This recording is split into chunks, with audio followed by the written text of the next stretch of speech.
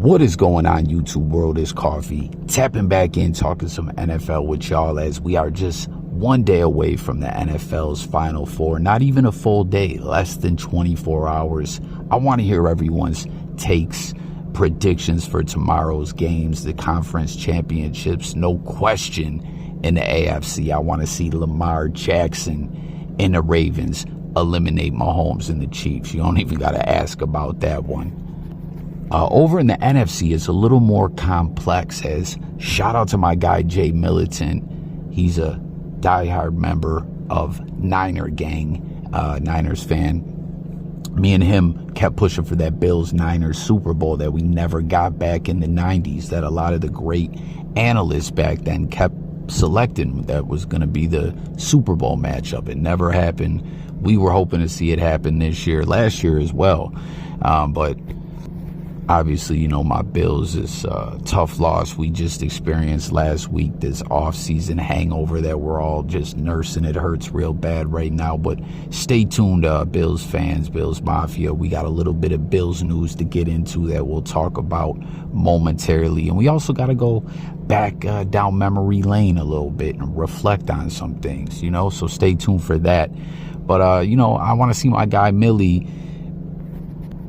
get his squad, you know, to the Super Bowl. But at the same time, the Lions, what a story they've had all season long. You know, the history, the Barry Sanders documentary dropping. You got Skip Bayless punk ass calling them overrated. All this going on, man. And I don't know, could the Lions get into that Super Bowl? But Millie, I'm gonna push for your Niners, bro. If you're listening, make sure to tap in below and let me know. But everyone, who you got? That's an interesting matchup, man. Both these matchups should be pretty good, as it's been a pretty exciting NFL season as well as the playoffs. But here we are now. Season's almost over. You see mock drafts coming out already. Free agency, you know what I'm saying? It's like crazy. Sometimes you see mock drafts in the middle of the season and everything, you know. It's a little early to get into some of that stuff, I guess. But some big name running back set to hit free agency. Let's talk NFL free agent running backs. Derrick Henry says he's eyeing a Super Bowl contender to join. Yeah, I think him and most people. Yeah, no kidding. What do you make of Derrick Henry's comments, and which team should be taking an eye on him? You know, I was thinking of him the other day. I think at the trade deadline, I wished a team called the Dallas Cowboys would have signed him. Because they could have used him in short yardage situations. But he's still, you know, he's out there. He's just going to sign with a team before two playoff and get a Super Bowl ring. He's going to set a precedent of every player going, forget about it. They hit me up in January. The dream. If it happens, the Texans could really use him, Houston Texans. Because they've got the defense. They've got C.J. Stroud. They've got offensive weapons. But Stroud has 3 rushing touchdowns this year. Running backs combined only have 6. So around the goal line, he's option number 1. They could use a guy on 4th and 1 that has the experience and the bulk and you know, just can get that crucial 1 yard or 3rd and 2 to run out the clock. I can't believe we're saying the Texans need a missing piece to go to the AFC Championship game, but they're right there. That could be an important addition. So that couple there with their NFL content, they pop up on a lot of NFL press releases and stuff like that. I don't know who they are. I find them rather comical in a sense, but hey, people probably find me comical. I ain't mad, you know. But make sure to like the video and subscribe, and let me know if you find me comical. Again, I ain't tripping, I ain't mad. But Derrick Henry still put up pretty good numbers. You hear him, he wants to go to a contender. It's so wild with the Titans and Henry. You know what I'm saying? Just a few years ago, these guys had a lot of great momentum, a lot of talk about them, and it just feels like you don't even hear about them anymore. Will the Titans turn it around? Will they get back into, you know, playoff contention and being known as contenders? Like, for real, y'all, do you feel me on that? They had a serious drop-off from the past couple years to where we are now. It's wild the way certain teams fall apart. And one of the 2 teams that couple there mentioned when they were talking about Henry, you heard him say the Cowboys would be a good fit. Do you see that happening? Do you think that would be a good landing place for Henry? And the other team they mentioned was the Houston Texans, who obviously, we talk about teams falling apart. Oh my goodness. Like Deshaun, before all the controversy, this team was serious. They were full of talent. Back when Watt was still there, like they went from that year where my Bills, we lost to them in the was that the wild card round? I believe that was a wild card round in an overtime thriller. It was a crazy game. We got flucked out of a touchdown on a kickoff that would have put us up by 21 points. I think it was at the beginning of the second half, possibly. I'm not sure. Totally got boned. It is what it is. I ain't crying, but it's a fact. That's what happened. But my point, what I was getting at is, that team was serious, like looking like a team that could go to the Super Bowl. All the controversy happened. Everyone left, and they just fell apart. Were one of the worst franchises in the league. All the momentum was gone. All the air was deflated out of that franchise. And then for them to be built back up the way they are now. Stroud, what an amazing rookie campaign he had. They were also eliminated in the divisional round. But what do you guys think? I mean, it's cool to see them on their way back up. A great story Stroud had. Like, I'm messing with Stroud. I think he's a hell of a quarterback. Didn't turn the ball over that much. And you heard what they said. Stroud had, I think, 3 rushing touchdowns. And any other, I forget what the number was, but other running backs on the team, the number was very low. So could Henry land there? Does that make sense? What do you guys think? Now another running back who I think is going to hit free agency, right? And I got to say though, Callahan, the coach of Tennessee, new coach that is, as their coach got fired, which shocked a lot of people. Callahan gets the job, and he was asked about Henry. Does he still fit in with this team? Is he a priority, etc.? And he said, I think a player like Derrick Henry fits in every offense. He's been a remarkable player. He's been the face of the franchise here for a long time. When you think of the Titans, you think of Derrick Henry. He's earned that. Look, if he's open to a return that fits for us, I'm never going to say no to good players. I know that he's been an incredible leader in the building as well, which also carries a lot of weight. You can find ways to use every player.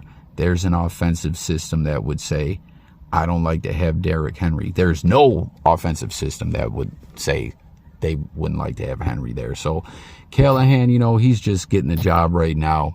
And, comment your thoughts on Callahan, and if you like him as a coach with the Titans, if you're a Titans fan or whatever. And he's asked right away, he's saying if Henry's open to it, he wants him there. He's the face of the franchise. You heard all that, just nothing but positive things. But with Henry talking about a Super Bowl contender in the state that the Titans are in, and as we just talked about, all the momentum out of there, they're on a downslide, and now they got a new coach, what I'm saying, just trying to get things up off the ground over there. I'm thinking Henry goes elsewhere. Now, getting to that other running back that I was talking about, that is, I believe, going to hit free agency, as he was just franchise tagged. Hell of a running back. Dealt with injury and some stuff like that, contractual issues. A new coach who I think's been there a couple years now. Yeah, a couple years now. Brian DeBall was my Bills offensive coordinator. We miss Brian. I do. Bills Mafia out there, let me know if you do as well. But he ended up getting franchise tagged, and a lot of times when you see that in negotiations, contract negotiations, free agency negotiations or whatever, with teams, is bad. It's not a good sign. Sometimes they work it out, but a lot of times that's kind of like the death blow between the relationship between the player and the team, and feeling like he's being trapped there, or I don't know, man. There's been so many discussions about running backs and the injury and the wear and tear on their body and how much they get paid, and how you can be the man today and gone tomorrow. Just as Sean Alexander, remember him? There's a lot of other running backs like that as well. It's a rough position. So a lot of these guys are trying to cash in, get their money, get their bread. I feel them on that. But I don't know. You let me know if you think, anyone hearing this, if Barkley will work it out with the Giants. I don't know. I don't feel so optimistic about that. But as far as where he could land, where he could go, who's in need of a running back, who do you see reaching out when free agency hits? Let's talk about it all in the comments. But you see Cole Beasley, good old Cole, man. Former Buffalo Bill. We seen him back in Buffalo last year briefly.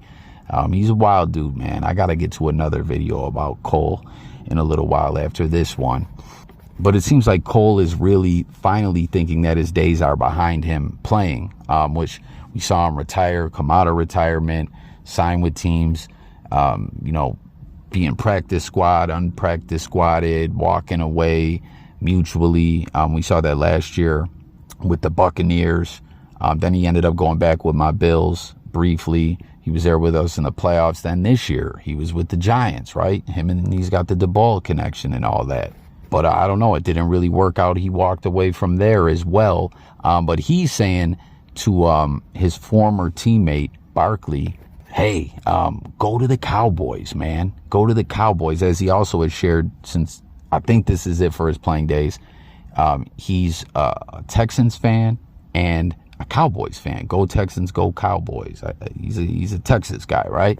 But he's telling Barkley, I need you to go to the Cowboys. Now I'm a Cowboys fan. Go there, getting that revenge against your former team is the best. It's so crazy. Cole's wild, man.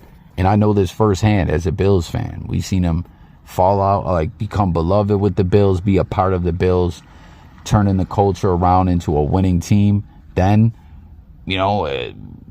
I got to get traded. I'm falling out with the franchise and the fans and all that. Then coming back and being, welcomed back with open arms again and leaving again. And I don't know, man. Cole's crazy, man. But I don't mean that as a diss. Like, I got love for Cole, but it's just funny, he was briefly with the Giants and now he's telling Saquon, hey, now I'm not playing. And Cowboys is one of the teams I root for. Go there and beat our former team, the Giants. It's funny to me. And now we got to shift over into this Buffalo Bills news. I thought this was pretty interesting as, it's up in the air. Who will be the offensive coordinator? We saw this year, obviously the offensive coordinator position was key in turning the season around. We saw a dude get fired. I ain't even going to say his name after that horrible loss, 12 men on the field and all that, on the holiday, right, to the Broncos. And then Brady gets the job. The players rally around him. They mess with him. We like what we see offensively, things changing. And Diggs' interview I highlighted in a video I did a little while back really shared something about Brady, a quote that Brady had given the team metaphorically about sticking through and pushing on. And it seems like the players really believed in him and they had a lot of respect for him. Will he be back? Will he be the offensive coordinator? We'll have to wait and see. He is interviewing with the team, but a Buffalo Bills blast from the past, Thad Lewis is interviewing with the Bills at the offensive coordinator position. Now, this is interesting to me. Obviously, Thad played with the Bills.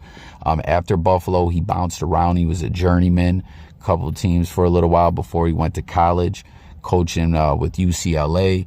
Then he came back to the NFL and coached with the Buccaneers. He was a receivers coach. He worked with Baker Mayfield at quarterback. And, there was a lot of reports that he did great work with Baker, as we saw a lot of improvement from Baker Mayfield this year. And now here he is back interviewing with the Bills. What does everyone think about this? And I kind of wanted to talk about, this blast from the past, go down memory lane a little bit, if you guys recall, and it's interesting to talk about this with my fellow Bills fans, being that we're in this tough time, this loss, trying to shake it off.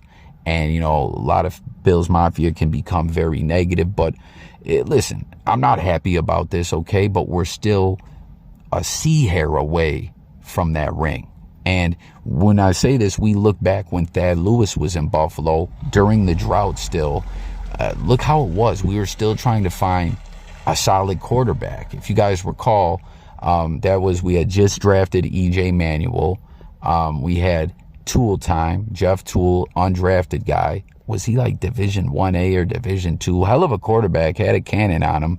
But I can't remember who else we had. Yeah, no, it was just Tool and Manuel. And we were like, yo, is Manuel going to be able to play? It looked like Tool was going to start opening day versus the Patriots, right? It was going to be the first time in God knows how long a guy undrafted like that to go out there and start for a team. Manuel ended up being able to play. We lost that opening game to the Patriots. It was a close game. But EJ goes on to blow his knee out week 4 or 5.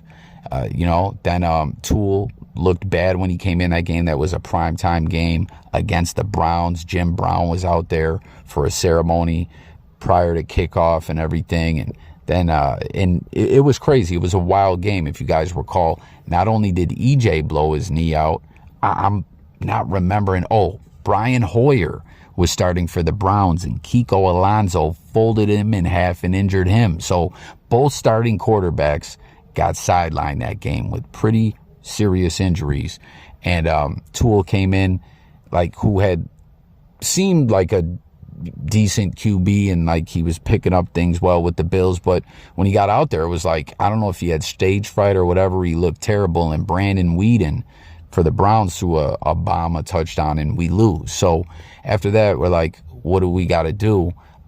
We elevate Thad Lewis off the practice squad, who I had actually saw in the preseason finale just a month or two before I went to that game. Tickets were like $10 or $8 or something.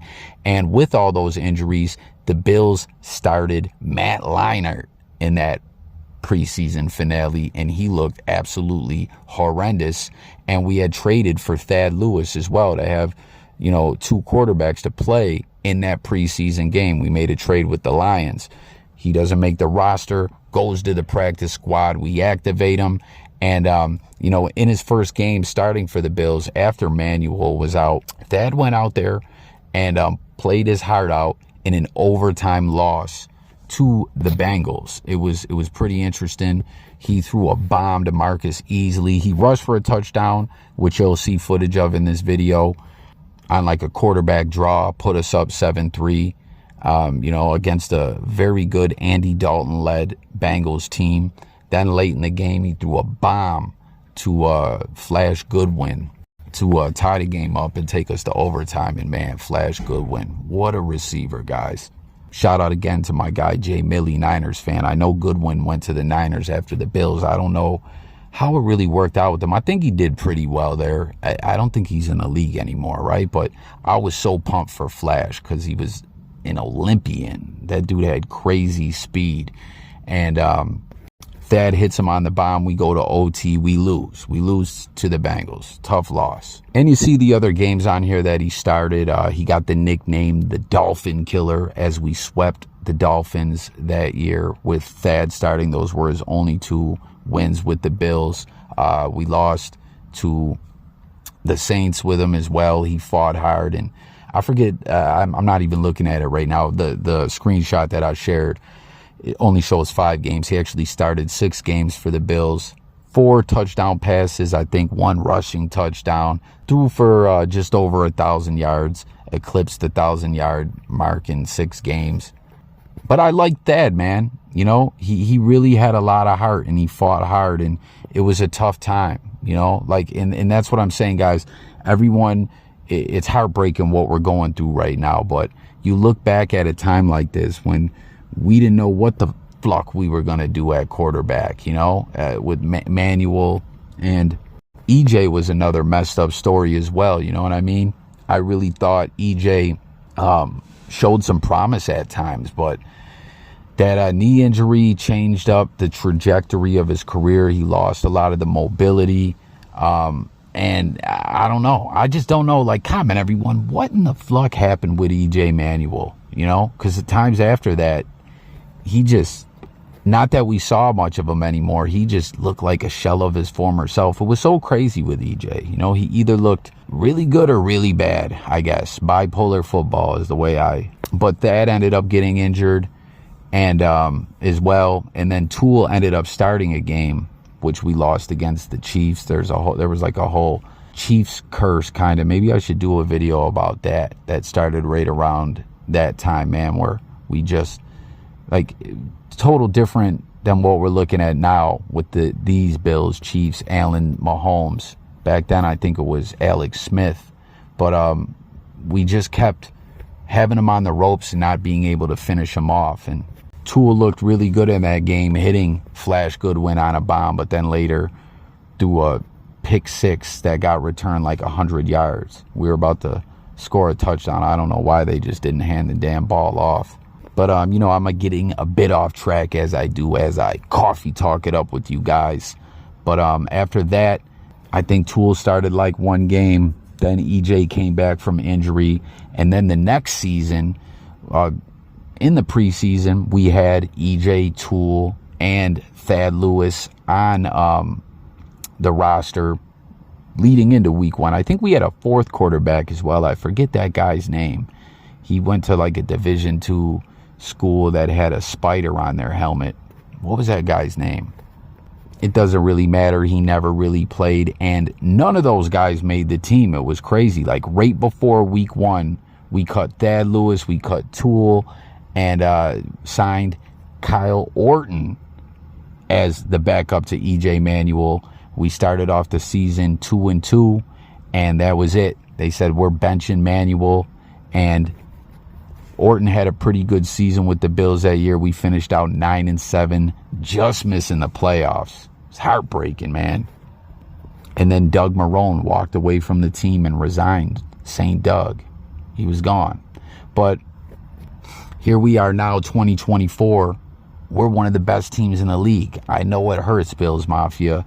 But just looking back, you know, with Thad Lewis coming up interviewing for this offensive coordinator job, I just thought it would be kind of interesting to go back down memory lane and look back on that time that Thad started for the Bills. You know, a guy that we got acquired in a meaningless trade going into a fourth preseason game because we had so many injuries. And then later we end up with more injuries. EJ goes down and Toole ain't ready. Let's activate that. If you guys remember correctly, the Bills actually reached out to Pat White. Can you believe that? Pat White, West Virginia, a guy that the Dolphins drafted in the first round, and I don't think he ever did anything more than take a couple Wildcats snaps for the Fins. But my point is, looking back, Thad, it's weird. He was only with the team a brief amount of time, but it feels like a lot of Bills fans had a lot of love for the Fins killer, the Dolphin killer, as he fought hard for us with a lot of heart. And, you know, just reflecting on all this and seeing all the progress this franchise has made, it's like, don't worry, y'all. This is tough what we're going through, but we're going to get there. We're going to get that ring. I just know it. And there you have it, man. That's going to conclude this video. But let me know, Bills Mafia, what you think about all that back then, going back down memory lane. Thad Lewis interviewing for the offensive coordinator job.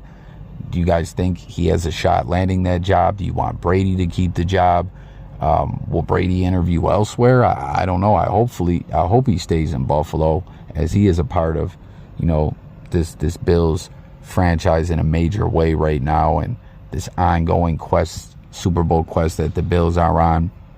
And then Henry, Saquon Barkley, Cole Beasley, free agency. Let's talk about it all, guys. And don't forget those predictions for tomorrow's conference championship games.